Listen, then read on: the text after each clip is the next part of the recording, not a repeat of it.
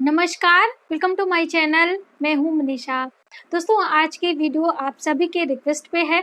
जैसे कि रिसेंटली मैंने आपको एक वीडियो दी थी घर गृहस्थी से संबंधित बहुत सारी छोटी-छोटी जानकारी, जो कि आपके रोज़मर्रा की ज़िंदगी में बहुत काम आएँगी।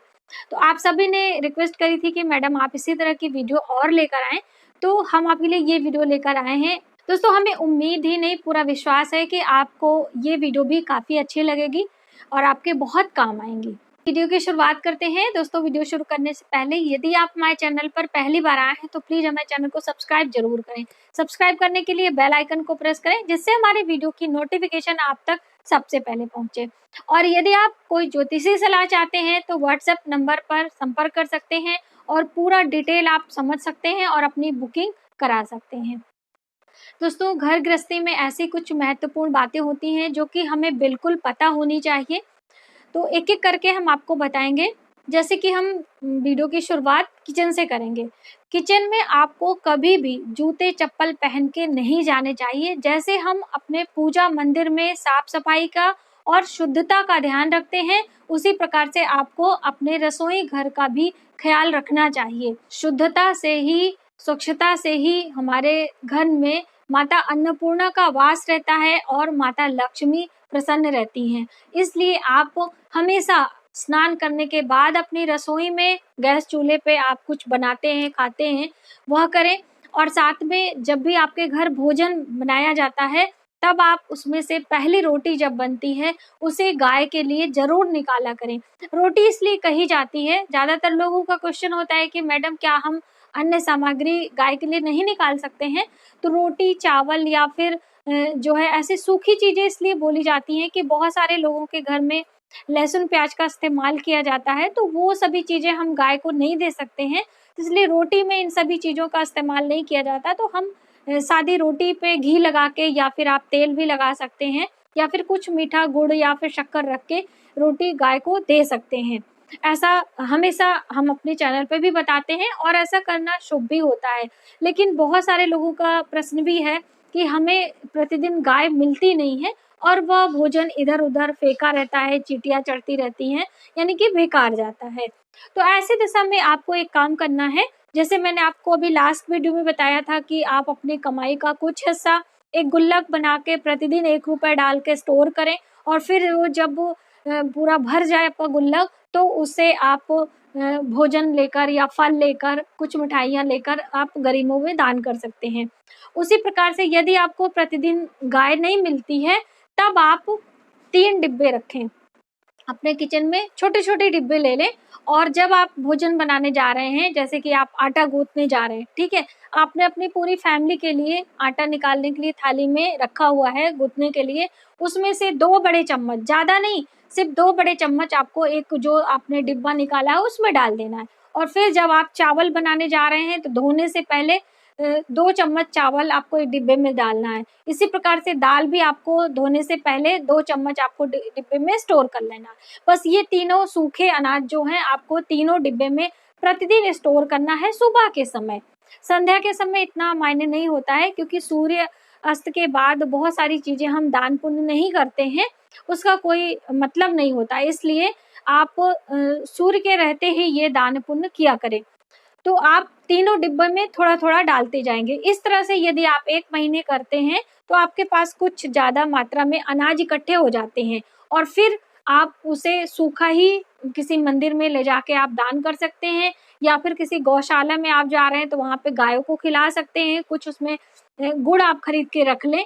इस तरीके से करके भी आप गायों के लिए जो आहार निकालते हैं, उसका लाभ आपको मिल सकता है, यदि आपके एरिया में, आपके जगह जिस जगह रहते हैं, प्रतिदिन आपको गाय नहीं मिलती है। ये बहुत अच्छा सरल उपाय है और बहुत अच्छा भी होता है।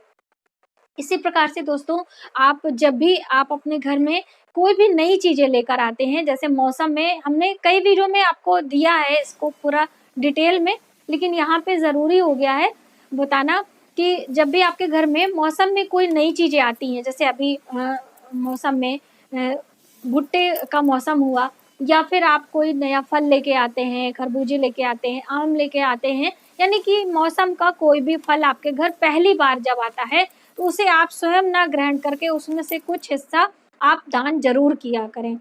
ऐसा करने से भी बहुत धन लाभ होता है, घर में बरकत होती है। तो आप ये ध्यान में रखें। तीसरी एक चीज़ है दोस्तों कि आप वर्ष में या फिर 6 महीने में एक बारी किसी भी बड़े त्योहार पे, जैसे कि बड़े पर्व बहुत सारे होते हैं, मकर संक्रांति है या फिर जो अभी अमावस्या तिथि दीपावली हम मनाते हैं, या फिर पूर्णिमा तिथि जो होली के टाइम पड़ती है, यानी इस तरह से कोई बड़ी तिथियों का चुनाव करें। अपनी सुविधा अनुसार शांतिपूर्वक प्रसन्नता से यदि हम कोई कार्य करते हैं तो उसका लाभ हमें अधिक मिलता है। इसलिए मन को शांत रह के घर में क्लेश वगैरह ना करके ही कोई कार्य आप करें। एक बड़ा कपड़ा ले लें, जैसे कि बहुत सारी साड़ी वगैरह होती है जिसका ब्लाउज हम लोग नहीं इस्तेमाल करते हैं और वो धीरे-धीरे पड़े-पड़े बेकार हो जाता है। तो इस तरह से आप ब्लाउज पीस ले सकते हैं या फिर आप नया कपड़ा मार्केट से खरीद सकते हैं। ऐसा चीज़ आप दान करें कि किसी सामने वाले के इस्तेमाल में आए, ये बात हमेशा ध्यान में रखें।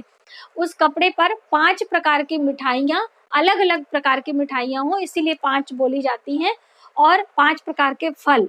ये ज़रूर आप ध्यान रखें कि पाँचों बराबर मात्रा में हो, यानी 5 मिठाई 5 फल आप उस कपड़े में रखें और उससे आप किसी लक्ष्मी नारायण मंदिर में या फिर विष्णु मंदिर में दान करके आएँ। ऐसा करने से आपके ऊपर भगवान विष्णु की कृपा होती है और आपके घर में माता लक्ष्मी की कृपा होती है। तो इस तरह से आपको किसी बड़े पर्व पे ये ज़रूर दान करना चाहिए।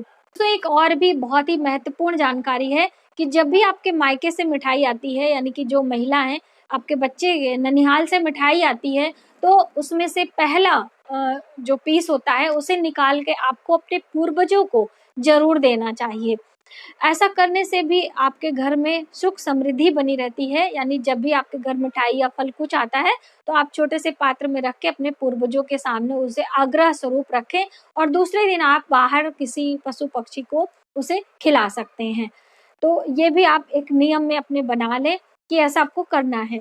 और आपके घर जब भी खुशियाँ आती हैं, कोई तीज त्योहार आता है, आपके घर कोई मांगलिक कार्यक्रम हो रहा है, कोई फंक्शन है, बच्चों का जन्मदिन है, या फिर आपके घर में कोई पूजा सत्यनारायण की हुई है, या फिर होली दिवाली बड़ा पर्व जो आता है, उस दिन अपने पूर्वजों के लिए जो आप रसोई में भोजन बनाते हैं उसे ज़रूर आप निकाला करें। या जो मांगलिक कार्यक्रम में बड़े पैमाने पे भोजन बनाया जाता है, हलवाई वगैरह से बनवाते हैं, उसमें से भी सभी भोजन एक पात्र में रखें, पत्तल में, जो पत्ते का पत्तल आता है उसमें आप रखें, और एक कुल्हड़ में पानी या फिर आप डिस्पोजल का भी, ग्लास का भी इस्तेमाल कर सकते हैं, उसमें रख कर अपने पूर्वजों के सामने उसे ज़रूर रखें। ऐसा करने से आपका जो भी कार्यक्रम होता है, जो भी मांगलिक कार्य होता है, वो बहुत अच्छी तरीके से संपन्न होता है और पूर्वजों की कृपा भी आपके परिवार पर बनी रहती है। मान लीजिए जैसे आप ऐसी जगह रह रहे हैं कि ये सुविधाएँ नहीं हैं, तो आप जैसे होटल वगैरह में, जैसे कहते हैं कि बच्चों का जन्मदिन मना रहे या जो भी मना रहे, तो वहाँ पे आप होटल मैनेजर को या जो आपके वहाँ के कार्यकर्ता हैं, आप उनसे बोले कि जब आपका पूरा किचन का जो भी आपका भोजन रेडी हो जाए, तो थोड़ा-थोड़ा आप अपने हाथों से निकाल के अपने जहाँ पे होटल है, वहाँ के चौराहे पे भी आप रख सकते हैं। थोड़ी-थोड़ी चीज़ें आप एक छोटे से बर्तन में ले लें और फिर आप उसे वहाँ से थोड़ा एक पानी ले लें, और जो होटल के पहला चौराहा होता है, आप गाड़ी से 5 मिनट लगेगा, आप चले जाएँ वहाँ पे रख के आ जाएँ और पूर्वजों का ध्यान कर लें। ऐसा भी आप कर सकते हैं। जैसे बहुत सारे लोग ना फंक्शन वगैरह अभी ज़्यादातर होटल वगैरह में ही करते हैं, तो उनके लिए ये ज़्यादा सही होता है, हेल्पफुल होता है कि ऐसे भी आप कर सकते हैं। दोस्तों देखिए, आप जहाँ पे चाह रखते हैं वहाँ पे राह अपने आप निकल आती है। यदि आप दिल से अपने पूर्वजों को, अपने पितरों को या फिर अपने देवताओं को याद करना चाहते हैं, तो आप कभी भी, कहीं भी याद कर सकते हैं, उनका स्मरण कर सकते हैं। तो ये छोटी-छोटी बातें हैं, आप इसे ज़रूर ध्यान रखा करें। एक बात दोस्तों आप हमेशा याद रखें कि आपके घर में आप जैसे कोई किसी का विवाह हुआ है, जैसे कोई बेटी है, अपने ससुराल हुई, उसकी नई-नई शादी हुई है, तो आप उसे अपने घर ज़रूर निमंत्रण दिया करें, बुलाया करें, उसके पति के साथ में।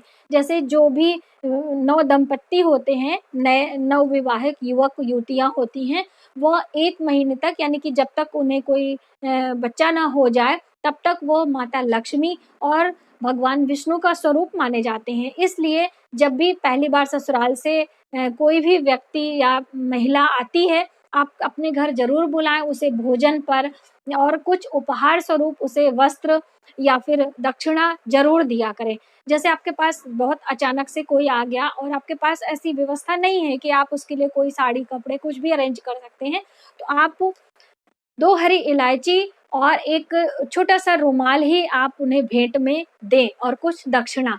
ऐसा करके आप उन्हें प्रणाम करें, उनका आशीर्वाद लें, क्योंकि उस समय वह स्वरूप जो होता है वो माता लक्ष्मी और भगवान विष्णु का माना जाता है। और जब उन्हें आप छोड़ने जाएँ तो दोबारा आने के लिए आग्रह ज़रूर करें। यानी ये तो हमारा हिंदू धर्म में होता ही है कि जब हम मेहमानों को छोड़ने जाते हैं तो उनसे दोबारा आने का आग्रह करते हैं कि आप मेरे घर फिर आइएगा। ये एक प्रकार की परंपरा है, ऐसा ज़रूर करना चाहिए। जब हमारे घर किसी देवताओं का विसर्जन होता है, जब आपने देखा होगा कि जब हम नवरात्रि पूजा करते हैं या फिर किसी चीज़ की पूजा करते हैं, तो विसर्जन में हम माता लक्ष्मी, भगवान विष्णु, गणपति को अपने घर विराजमान रखते हैं और सभी देवी देवताओं को अपने यथास्थान जाने का प्रार्थना करते हैं विसर्जन में। तो फिर से यानी कि इस तरह से अभी सभी देवता जाएं और बुलाने पर यानी पुनः आग्रह करने पर फिर से आने की कृपा करें, ये भी हम करते हैं। तो उसी प्रकार से मेहमानों को भी आपको दोबारा आमंत्रण आने का जरूर देना चाहिए। या फिर जब आप कन्या खिलाते हैं, अभी नवरात्रि के समय जब आप कन्याओं का भोजन कराते हैं, तो जब आपके घर से कन्या विदा होने लगती हैं तो कुछ बातें आप जरूर ध्यान रखा करें कि उन कन्याओं को थोड़ा सा अक्षत और पुष्प उनके हाथों में दें, और जब आप उनका चरण स्पर्श करें, उन्हें दक्षिणा स्वरूप कुछ देते हैं, उपहार देते हैं, तब वो अक्षत अपने ऊपर छिड़कने के लिए बोले, अपने घर में छिड़कने के लिए बोले, और उनसे नेक्स्ट बार यानी कि जब हम दोबारा बुलाएंगे तो आप जरूर आना, सभी माताएं हमारे घर जरूर आएंगी, क्योंकि वो कन्या उस दिन माता स्वरूप मानी जाती हैं, नौ दुर्गा का रूप मानी जाती हैं। तो आप ये प्रार्थना जरूर किया करें। दूसरी बात दोस्तों कि आप जब भी घर से अपने घर को वापस आते हैं, जैसे 2 से 3 दिनों के लिए आप कहीं घर से बाहर गए, किसी मीटिंग में गए, किसी टूर पे गए हैं, आप अपने घर आएँ तो खाली हाथ कभी नहीं आना चाहिए। घर पे जब भी आएँ तो कुछ मीठा लेकर आना चाहिए। मान लीजिए आप मीठा नहीं भी लाते हैं तो आप कुछ टॉफ़ी कुछ भी, मतलब खाली हाथ आपको घर नहीं आना चाहिए, ऐसा शुभ माना जाता है, इसलिए आप मिठाई वगैरह लेकर अपने घर पहुँचे। दूसरा, आपके घर जब भी कोई खुशियाँ होती हैं, कोई त्योहार हो रहे हैं, यानी समय-समय पर आप अपने पड़ोसियों को कुछ मीठा ज़रूर दिया करें। जैसे कि कहा जाता है ना कि आपके पड़ोसी खुश होंगे तभी आप खुश रह पाएँगे। तो इसीलिए हमेशा पड़ोसियों की मदद करते रहना चाहिए और उन्हें समय-समय पर कुछ मिठाई भेंट करते रहने से उनसे हमारा व्यवहार, उनसे हमारा संबंध अच्छा बना रहता है और इससे हमारे घर में खुशियाँ आती हैं। तो ये भी आप ज़रूर ध्यान में रखें। दोस्तों, एक महत्वपूर्ण बात है कि आप अपने घर में जब भी आटा पिसाते हैं, जैसे अभी बहुत सारे लोग तो पैकेट वाला यूज़ करते हैं, तो मान लीजिए आप पैकेट का आटा खरीदते हैं थैली वाला, तो उसे आपको सैटरडे के दिन घर पे लाना चाहिए। और साथ ही जब आप आटा पिसवा रहे हैं, भी बहुत सारे घर हैं जिसमें आटा पिसाने की प्रथा है, तो उस दिन आपको काले चने, अपने आटे में काले चने डाल के तब आपको पिसवाने को देना चाहिए। ऐसा करने से शुभता घर में आती है, माता लक्ष्मी की कृपा बनी रहती है। तो ये कार्य आप हमेशा किया करें, ऐसा करना शुभ होता है। और आटे की थैली ला रहे हैं, मान लीजिए आटा खरीद के लाना है, तो सैटरडे के दिन आप आटा लेकर आया करें।